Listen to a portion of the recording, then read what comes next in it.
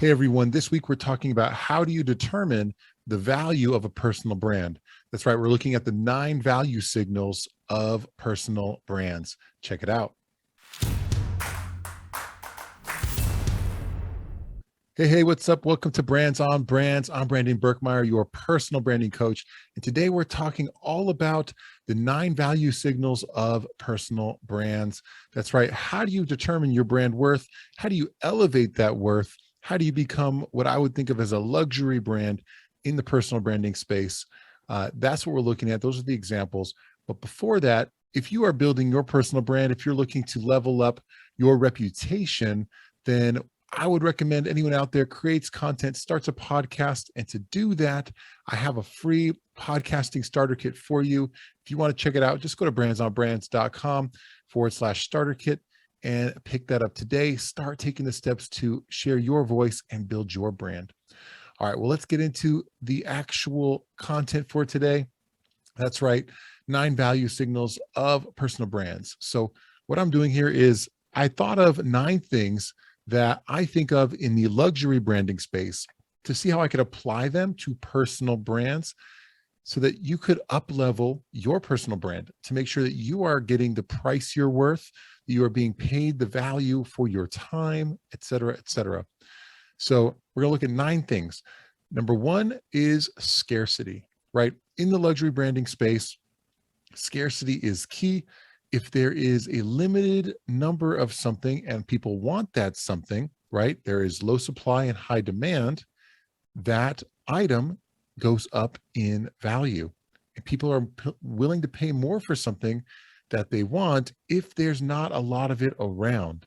This has been a true story for everything, every kind of good out there that you can imagine. It is also true of personal brands. If you are in demand and you simply don't have time to give to everybody, you can raise your prices, right? Simply from the fact that you only have so much time in the day. Now, if you cut that time down and you say, you know what, regardless of how much time I have available, I only want to take on 4 projects, 10 projects at a time. Again, that scarcity creates a pricing increase because you have more demand than there is supply. Now, of course, what that means is you have to have enough demand to create that too. You can't just say, I only have 10 hours and think the price is going to shoot up if no one wants those hours. The demand has to be there as well. So your job is not to just create scarcity. Your main job is to generate demand for your personal brand. How do you get more people wanting what you sell, wanting your time, wanting your service, to the point where you have a wait list, you have a line, you have more than you can handle? When that's the case, then your value goes up and you can justify raising your prices. All right, second point in terms of value signals for personal brands, the second one is exclusivity.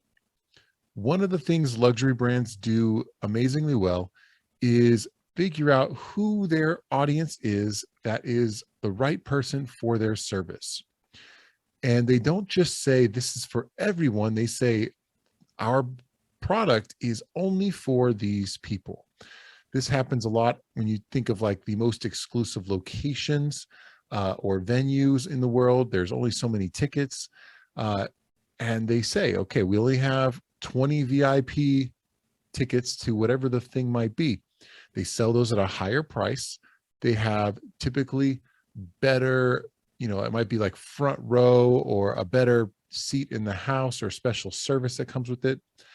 That exclusivity creates value because it is something that only a select few can have. And usually you have to accompany that, because it's not just scarcity, you usually have to accompany that with some type of premium experience that comes with that. Some premium experience that comes with that is going to make the value worth it. Because you can say we only have so many VIP tickets, but if that experience isn't any different than the rest of the tickets, then it's not worth paying for, and no one's going to do that more than once, right? So there has to be something within that exclusivity that makes it worth more than the average, right? It has to be comparably better to something. All right, those are number 1 and 2, scarcity and exclusivity in the 9 value signals of personal brands. So Number three is going to be price, right? Obviously, the higher your price, the higher it signals your worth. Now, for someone just coming into your world, if the first thing they see is a high price, they're going to ask the question, why is this price so high? And if it's justified, the reason the price is so high was because we talked about, you have enough demand to justify that. You have enough customers, you have enough testimonials, you have enough people that have been in your world that say this service, this person delivers results and was worth the price. And therefore your price has gone up over time. And by the time this person comes into your world, the price for them isn't where you started, it's where you're at right now. It's high. Now, what's difficult is starting out at a high price. The first time you do something, you may not be at the highest price level if you have zero experience in that, but you might be if you have experience from somewhere else that you can transfer into it. So for example, if you are a professional basketball player and then you become a announcer on a TV station that talks about sports, you're going to go in with a higher price than someone who just studied journalism and wants to be a TV anchor, right? Because you have different experience than them. So there are these things that dictate price, but price itself, people see the price of something, of your personal brand, of your cost, that is going to tell them, it's going to signal to them that you have a high quality brand. All right, number 4, craftsmanship. Obviously, the way things are made, the things that go into the making of a product is what typically is thought of as craftsmanship. So if you have a designer watch or designer car or designer fashion, usually the thing that denotes its luxury value is the craftsmanship that goes into it, right? Whether it's hand sewn or particularly done with a way of doing things, a step-by-step process, using the best materials with certain types of craftsmen that are artisans in a space that do something better than other people, that is going to create a better product, right? The better engineer you have is going to build a better car. The better designer you have is going to design a better dress or whatever it might be. But that design comes from experience, right? You can't become a craftsman without experience. Now, if you're looking at this from a personal branding standpoint, it's the same thing. You are not a high craftsmanship person or personal service if you don't have experience. So what you have to do to get there is gain that experience. What is it that you have done a lot of that you can leverage to increase the value of your brand? If you don't have it, go get it. What experiences can you go get? Can you go learn? Can you add to your history to create craftsmanship for the thing you want to become good at? Number 5, packaging. How are you packaging your product, right? This is huge in the luxury space. Packaging matters. The way things look and feel and the experience you have with the product matters for its value, right? If you get a car and you kick the tire and the tire falls off, it's a bad car, right? That packaging matters. Or if you go into a phone store and you look at an Apple iPhone, if it's beautifully designed versus something that is, right off the rack, something that used to be before iPhones came out, whatever, that might be the Nokia or whatever it was. They're just different looking phones because the engineers that designed the product and the designers that made the packaging look great had experience in designing beautiful products.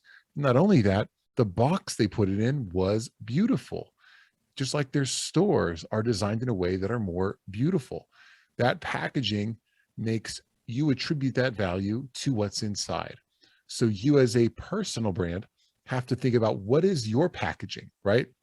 If you are going and speaking on a stage, are you wearing a suit? Are you wearing hip clothing? Or are you wearing, the jeans you wear around the house and the t-shirt that you garden in, right? Whatever that is, that's your packaging. That represents what people think of you. And in some cases, one might be worth more than others to a certain type of audience. What is your audience? What are they looking for from you? How you package yourself matters. And even with a video, if you're recording a video or you are recording a podcast, how does it sound? What does the background look like? Is the picture focused or not, right? You can tell a user-generated video from an iPhone versus a produced movie production style video you can tell the difference. The production quality is different. It is packaged in a way that you know the difference between an amateur and a professional. That's just how it is. That's packaging. It denotes value. It's another signal for value. So apply that to your personal brand. Number 6, association, right? If you want to be considered high value, sometimes you have to look at what your brand is associated with. So if you look at the luxury fashion space, it's like these purses are often seen with these types of people, right? It's like the people that have the money, that are the influencers in the space, or that are celebrities. They are the ones who we look to say, what are they wearing? What are they dressing in? What are they driving? Where do they live? What behaviors are they taking on? And we say, okay, those things are the things that must be higher value. Let me go check those out. You know, what restaurants are exclusive and hard to get into that only the celebrities are going into? That's a value prop based on association. If the celebrities didn't go there, it might have good food, but it wouldn't be the new hot spot restaurant in the valley or whatever it might be, right? That association matters. So you as a personal brand have to look at how are you creating association that increases the value of your brand, right? For podcasts, it's what type of guests are you bringing on the show? Are they guests that actually are influential that people want to listen to? Do they have followings already of their own? That kind of thing. Association is also important when you're talking about, you know, what are you looking like versus your other competitors in your category? You know, what does your brand look like versus others? Because they associate your show with one look versus another. And they say, okay, they try to put you into buckets and categorize you. So how you associate yourselves, who is on your show, what is your brand associated with? Like if you're a product, what doctors are recommending you, who is giving you testimonials, that kind of thing. All that association adds up to a value signal for your brand. All right, we're almost there. Number 7 out of 9 value signals for your brand. Number 7 is behavior. How is your brand acting? Right now, this could be your values. This could be, you know, are you a brand that like starts off high when they often discount the price to something crazy?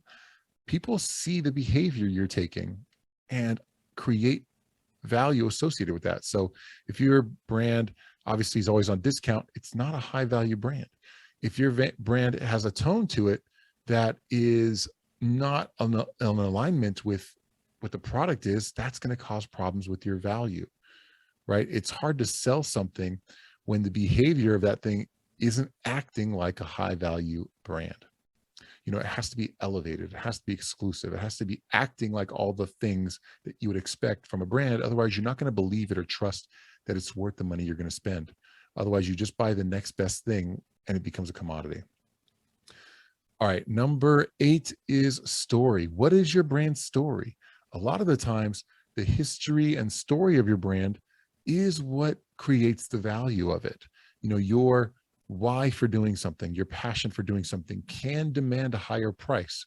You know, hey, there's 3 or 4 things in the market that are exactly the same, but this one has a purpose that I align with. So I am part of this movement now instead of just a product, right? I'm supporting a movement. I'm supporting a story.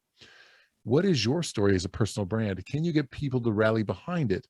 If so, your why becomes a value signal. Your story becomes a value signal that tells people this is something that is worth spending more money on than something else.